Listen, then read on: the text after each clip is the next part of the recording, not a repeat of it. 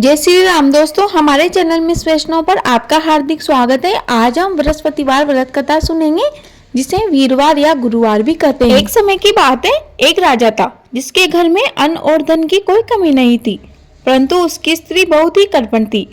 वह किसी भी भिक्षार्थी को कुछ भी नहीं देती थी, सारे दिन घर के कामकाज में ही लगी रहती थी। एक समय साधु महाराज बृहस्पतिवार के दिन उसके द्वार पर आए और भिक्षा की याचना की। स्त्री उस समय घर के आंगन को लीप रही थी। इस कारण साधु महाराज से कहने लगी कि महाराज, इस समय तो मैं लीप रही हूँ, आपको कुछ नहीं दे सकती, फिर किसी अवकाश के समय में आना। साधु महात्मा खाली हाथ चले गए। कुछ दिन बाद वह साधु महात्मा आए और उसी तरह भिक्षा मांगी। रानी उस समय अपने लड़के को खाना खिला रही थी। कहने लगी, हे महाराज, क्या करूं, मुझे समय नहीं है, इसलिए आपको कुछ नहीं दे सकती। तीसरी बार महात्मा आए तो उसी तरह उनको टालना चाहा, परंतु महात्मा कहने लगे कि यदि तुमको बिल्कुल अवकाश हो जाए तब तो तुम मुझको भिक्षा दोगी। रानी कहने लगी कि हाँ महाराज, अवश्य ही, यदि ऐसा हो जाए तो आपकी बहुत कृपा होगी। साधु महात्मा कहने लगे कि मैं तुमको एक उपाय बतलाता हूँ। बृहस्पतिवार को दिन चढ़ने पर उठो और सारे घर में झाड़ू आदि लगाकर कूड़ा एक तरफ इकट्ठा करके रख दो। घर में चौका मत लगाओ, फिर स्नान आदि करके घर वालों को कह दो कि वह हजामत आदि अवश्य बनवाए। रसोई बनाकर चूल्हे के पीछे रखा करो, कभी सामने मत रखा करो। सायकाल को बहुत अंधेरा होने के बाद दीपक जलाया करो तथा बृहस्पतिवार को पीले रंग के वस्त्र कभी भी धारण मत किया करो, न ही पीले रंग की चीजों का भोजन किया करो। यदि ऐसा करोगी तो तुमको घर में कोई काम नहीं करना पड़ेगा। रानी ने ऐसा ही किया। बृहस्पतिवार को खूब दिन चढ़ने पर उठी, झाड़ू आदि लगाकर कूड़े को घर के एक तरफ इकट्ठा कर दिया। पुरुषों ने भी हजामत आदि बनवाई। भोजन बनाने के बाद चूल्हे के पीछे रख दिया। उसके पश्चात वह सब बृहस्पतिवारों को ऐसा ही करती रही। अब कुछ काल के बाद ही उसके घर में खाने तक को दाना न रहा और भोजन के लिए दोनों समय तरसने लगे। राजा रानी से कहने लगा कि रानी, तुम यहाँ पर रहो, मैं दूसरे देश को जाऊं, क्योंकि यहाँ पर मुझे सभी मनुष्य जानते हैं, इसीलिए कोई कार्य भी नहीं कर सकता। देश चोरी परदेश भी बराबर है। ऐसा कहकर राजा परदेश चला गया। वहाँ जंगल में जाता और लकड़ियाँ काट कर लाता और उन्हें शहर में बेचता। इस प्रकार राजा अपना जीवन व्यतीत करने लगा। इधर राजा के घर पर रानी व उसकी दासी दुखी रहने लगी। किसी दिन भोजन मिलता और किसी दिन पानी पीकर रह जाती। एक बार रानी व दासी को 7 रोज तक बिना भोजन के ही व्यतीत करना पड़ा। तो रानी ने अपनी दासी से कहा, हे दासी, यहाँ पास के नगर में मेरी बहन रहती है, वह बड़ी धनवान है, इस कारण तू उसके पास जा और वहाँ से 5 सेर बेजड़ ले आ, जिससे कुछ समय के लिए गुजारा हो जाएगा। इस प्रकार रानी की आज्ञा मानकर दासी उसकी बहन के पास गई। रानी की बहन पूजा कर रही थी, क्योंकि उस रोज बृहस्पतिवार था। जब दासी ने रानी की बहन को देखा तो वह बोली, ए रानी, मुझे तुम्हारी बहन ने भेजा है, मेरे लिए 5 सेर बेजड़ दे दो। इस प्रकार दासी ने कई बार कहा, परंतु रानी की बहन ने कुछ भी उत्तर नहीं दिया, क्योंकि उस समय बृहस्पतिवार के व्रत की कथा सुन रही थी। इस प्रकार जब दासी को किसी प्रकार का उत्तर न मिला तो वह बहुत दुखी हुई और क्रोध भी आया। लौटकर वह अपने गांव को रानी के पास आकर बोली, हे रानी, तुम्हारी बहन तो बहुत बड़ी आदमी है, वह छोटे मनुष्य से बात ही नहीं करती, इसलिए जब मैंने उनसे कहा तो उसने किसी प्रकार का उत्तर नहीं दिया। इसका कोई दोष नहीं है। जब बुरे दिन आते हैं तो कोई सहारा नहीं देता। अच्छे बुरे का पता आपत्ति काल में ही लगता है। जैसी ईश्वर की इच्छा होगी वही होगा। यह सब हमारे भाग्य का दोष है। उधर उस रानी ने देखा कि मेरी बहन की दासी आई थी, परंतु मैं उससे कुछ नहीं बोली, इससे बहुत दुखी हुई होगी। यह सोचकर कहानी को सुन विष्णु भगवान का पूजन समाप्त करके वह अपनी बहन के घर चल दी और जाकर अपनी बहन से कहने लगी, हे बहन, मैं बृहस्पतिवार का व्रत कर रही थी, तुम्हारी दासी गई थी, परंतु जब तक कथा होती तब तक कोई न तो उठता है न ही बोलता है, इसीलिए मैं न बोली। कहो दासी, क्यों गई थी? रानी बोली, बहन, हमारे अनाज नहीं था, वैसे तुमसे कोई बातचीत ही नहीं है, इस कारण मैंने दासी को तुम्हारे पास 5 सेर बेजड़ लेने भेजा था। रानी बोली, बहन देखो, बृहस्पति देव भगवान सबकी मनोकामना पूर्ण करते हैं, शायद तुम्हारे घर में अनाज रखा हो। इस प्रकार के वचन रानी ने सुने तो घर के अंदर गई। वहां उसे एक घड़ा बेजड़ का मिल गया। तब वह रानी और दासी बहुत प्रसन्न हुई और दासी कहने लगी, हे रानी देखो, वैसे भी हमको भोजन नहीं मिलता, इसलिए हम आज से ही व्रत करते हैं। अगर इनसे व्रत की विधि व कथा पूछ ली जाए तो उसे हम भी किया करें। तब उस रानी ने अपनी बहन से पूछा कि बहन, बृहस्पतिवार के व्रत की कहानी कैसे कही जाती है तथा यह व्रत कैसे करना चाहिए। रानी की बहन ने कहा, हे बहन, गुरुवार के व्रत में चने की दाल मुनक्का से विष्णु भगवान का केले की जड़ में पूजन करे तथा दीपक जलावे, पीला भोजन करे तथा कहानी सुने। इस प्रकार करने से गुरु भगवान प्रसन्न होते हैं, अन्न वस्त्र पुत्र धन आदि देते हैं, मनोकामना पूर्ण करते हैं। इस प्रकार से रानी व दासी दोनों ने निश्चय किया कि बृहस्पति भगवान का पूजन अवश्य करेंगे। 7 रोज बाद जब बृहस्पतिवार आया तो उन्होंने व्रत रखा, गुड़साल में जाकर चना गुड़ बीन लाई तथा उसकी दाल से केले की जड़ का और विष्णु भगवान का पूजन किया। अब पीला भोजन कहाँ से लाई? बिचारी बड़ी दुखी हुई, परंतु उन्होंने व्रत किया था, इस कारण गुरु भगवान प्रसन्न हुए थे और 2 थालों में सुंदर दासी को देकर बोले, हे दासी, यह तुम्हारे और रानी के लिए भोजन है, तुम दोनों करना। दासी भोजन पाकर बड़ी प्रसन्न हुई और रानी से बोली, भोजन कर लो। रानी को इस विषय में कुछ पता नहीं था, इसलिए वह बोली, अरे दासी, तू ही भोजन कर, क्यों व्यर्थ में हमारी हंसी उड़ाती है। दासी बोली, एक महात्मा भोजन दे गए हैं। रानी कहने लगी, वह भोजन तेरे लिए ही दे गए होंगे, तू ही भोजन कर। दासी कहने लगी, वह महात्मा हम दोनों को 2 थालों में भोजन देकर गए हैं, इसलिए हम और तुम दोनों ही साथ मिलकर भोजन करेंगी। इस प्रकार रानी व दासी दोनों ने गुरु भगवान को नमस्कार करके भोजन आरंभ किया तथा वह प्रत्येक बृहस्पतिवार को गुरु भगवान का व्रत व विष्णु भगवान का पूजन करने लगी। बृहस्पति भगवान की कृपा से फिर रानी और दासी के पास काफी धन हो गया।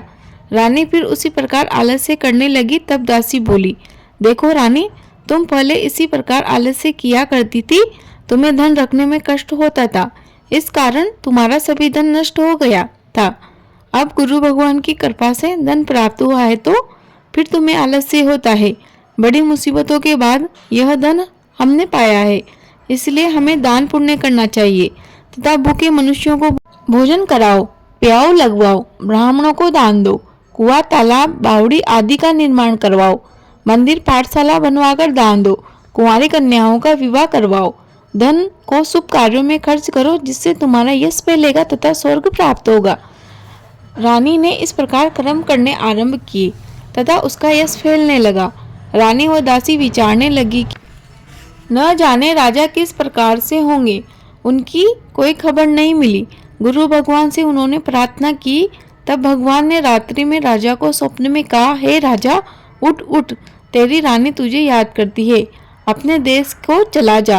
राजा प्रातःकाल उठा और विचार करने लगा कि स्त्री जाति खाने व पहनने की संगनी होती है, पर भगवान की आज्ञा मानकर वह अपने नगर के लिए चलने को तैयार हुआ। इससे पहले जब राजा प्रदेश चला आया था तो प्रतिदिन जंगल में लकड़ी बीन कर लाने लगा और उन्हें शहर में बेचकर अपने दुखी जीवन को कठिनाइयों से व्यतीत करने लगा था। एक दिन राजा दुखी होकर पुरानी बातों को याद करके रोने लगा। तब उस जंगल में बृहस्पति देव एक साधु का रूप धारण करके आ गए और राजा के पास आकर बोले, हे लकड़हारे, तुम इस जंगल में किस चिंता में बैठे हो, मुझको बतलाओ। यह सुनकर राजा के नेत्रों में आंसू आ गए और बोला, हे प्रभु, आप सब कुछ जानने वाले हो। इतना कह साधु को अपनी संपूर्ण कथा बतलाई। महात्मा दयालु होते हैं, उससे बोले, हे राजा, तुम्हारी स्त्री ने बृहस्पति देव का अपमान किया था, इसीलिए तुम्हें यह कष्ट प्राप्त हुआ है और तुम किसी प्रकार की चिंता मत करो। अब भगवान तुम्हें पहले से भी अधिक धनवान करेगा। देखो, तुम्हारी स्त्री ने बृहस्पतिवार का व्रत आरंभ कर दिया है और तुम मेरा कहना मानकर बृहस्पतिवार का व्रत करके चने की दाल गुड़ जल को लोटे में डालकर केले का पूजन करो, फिर कथा कहो और सुनो। भगवान तेरी सब मनोकामनाओं को पूर्ण करेंगे। साधु को प्रसन्न देखकर राजा बोला, हे प्रभु, मुझे लकड़ी बेचकर इतना पैसा नहीं मिलता जिससे भोजन करने के पश्चात कुछ बचा सकूं। मैंने रात्रि में अपनी स्त्री को व्याकुल देखा है। मेरे पास कुछ भी नहीं है जिससे कम से कम उसकी खबर तो मैं मंगा सकूं। और मैं कौन सी कहानी कहूँ यह मुझको मालूम नहीं। साधु ने कहा, हे राजा, तू किसी प्रकार की चिंता मत कर। बृहस्पतिवार के दिन रोजाना की तरह लकड़ियां लेकर शहर जा। तुमको उस दिन रोज से 2 गुना धन प्राप्त होगा, जिससे तुम भली प्रकार भोजन कर लोगे और बृहस्पति देव की पूजा का सामान भी आ जाएगा। इतना का साधु देवता वहां से लोप हो गए। धीरे धीरे समय व्यतीत होने पर बृहस्पतिवार का दिन आया। राजा जंगल से लकड़ी काटकर शहर बेचने गया। उसे उस दिन और दिन से अधिक पैसा मिला। राजा ने चना गुड़ आदि लाकर बृहस्पतिवार का व्रत किया। उस दिन से उसकी सब कठिनाइयां दूर होने लगी। परंतु जब दोबारा बृहस्पतिवार का दिन आया तो वह व्रत करना भूल गया। इस प्रकार बृहस्पति भगवान नाराज हो गई। उस दिन उस नगरी के राजा ने एक विशाल यज्ञ का आयोजन किया तथा शहर में यह घोषणा कराई कि कोई भी मनुष्य अपने घर पर भोजन ना बनावे, समस्त जनता मेरे यहाँ भोजन करने आवे।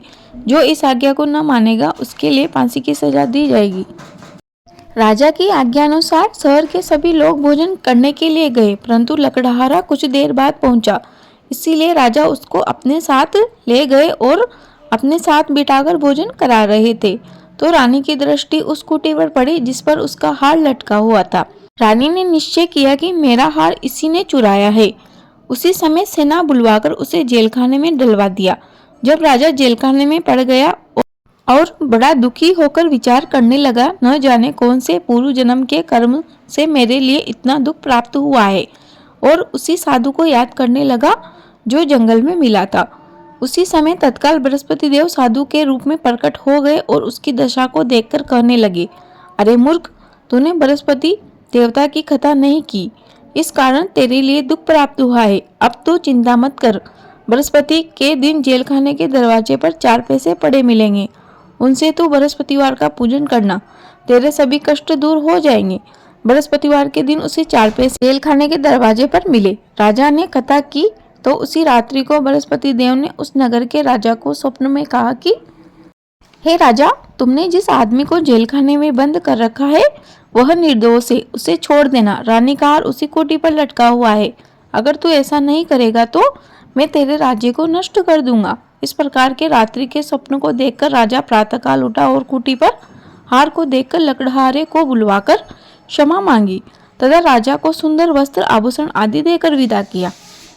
राजा जब नगर के निकट पहुंचा तो उसे बड़ा ही आश्चर्य हुआ। नगर में पहले से भी अधिक बाग, तालाब और कुएं हैं। बहुत सी धर्मशाला, मंदिर आदि बन गए हैं।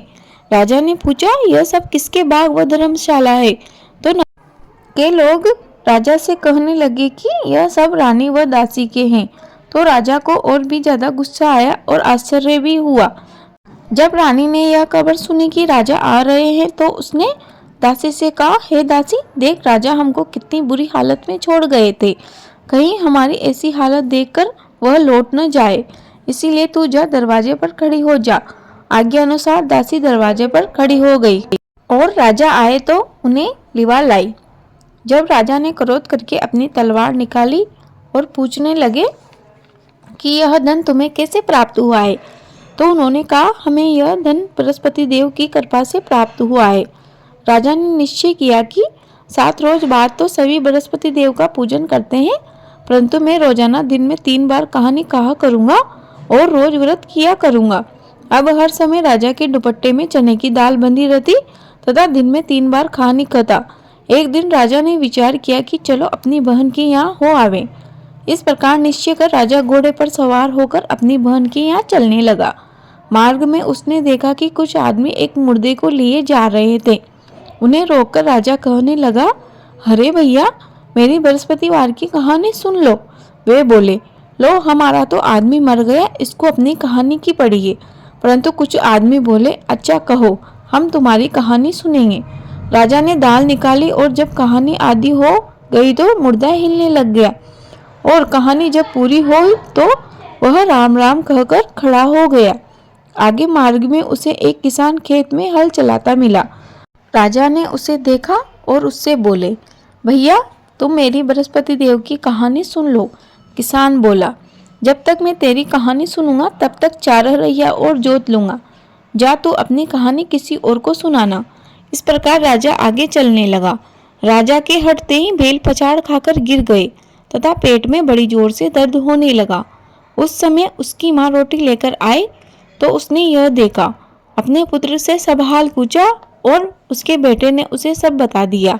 तो बुढ़िया दौड़ी दौड़ी उस घुड़सवार राजा के पास गई और उससे बोली कि मैं तेरी कहानी सुनूंगी, तू कह तथा मेरे खेत पर चलकर ही कहना। राजा ने बुढ़िया के खेत पर जाकर कहानी कही, जिससे वह बैल उठ खड़े हुए और किसान के पेट का दर्द भी बंद हो गया। राजा अपनी बहन के घर कुशलता पूर्वक पहुंच गया। बहन ने अपने भाई की खूब मेहमानी की। दूसरे दिन प्रातःकाल राजा जागा तो उसने देखा कि सब लोग भोजन कर रहे हैं।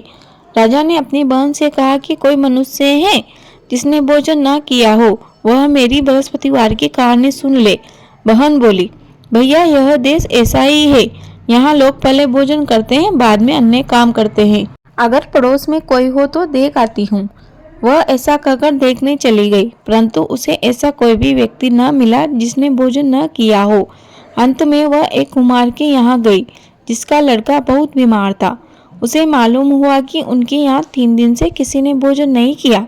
रानी ने अपने भाई की कहानी सुनने के लिए कुम्हार से कहा तो वह तैयार हो गया। राजा ने वहां जाकर बृहस्पतिवार की कहानी कही, जिसको सुनकर उसका लड़का ठीक हो गया।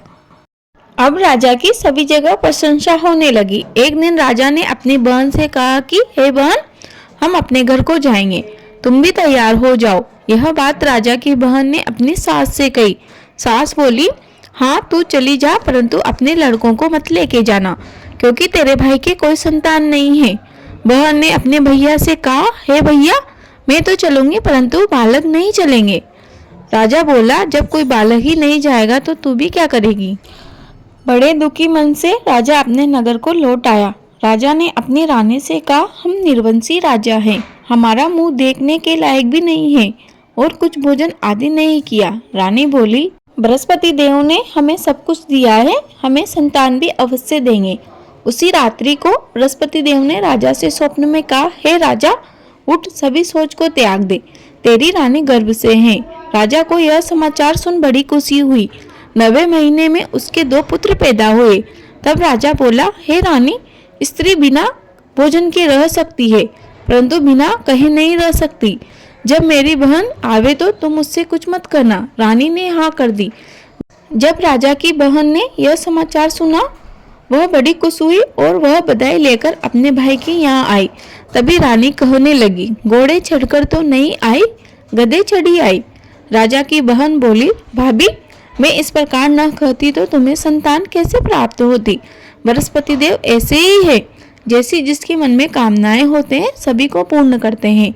जो भावना से प्रेम पूर्वक बृहस्पतिवार का व्रत करता है तथा कथा पढ़ता है अथवा सुनता है तथा दूसरों को सुनाता है, बृहस्पति देव उसकी सभी मनोकामनाएं पूर्ण करते हैं। प्रेम से बोलिए, बृहस्पति भगवान की जय, विष्णु भगवान की जय। यह कथा यही समाप्त होती है। बृहस्पति देव, कथा अधूरी रही हो तो पूरी कर जो, पूरी हो गई हो तो मान कर जो। ओम बृहस्पति देवाय नमः। मुझे आशा है आपको वीडियो अवश्य उपयोगी लगी होगी। प्लीज़ वीडियो को लाइक करें, शेयर करें, कमेंट बॉक्स में जय श्री राम अवश्य लिखें। यदि आप हमारे चैनल पर नए हो तो प्लीज़ चैनल को सब्सक्राइब कर लीजिए। हमारे चैनल पर आपको सभी प्रकार के व्रत, उपवास आदि से संबंधित कथा, कहानी, पूजा विधि, उद्यापन की वीडियो मिल जाएगी। आपका दिन शुभ हो। धन्यवाद।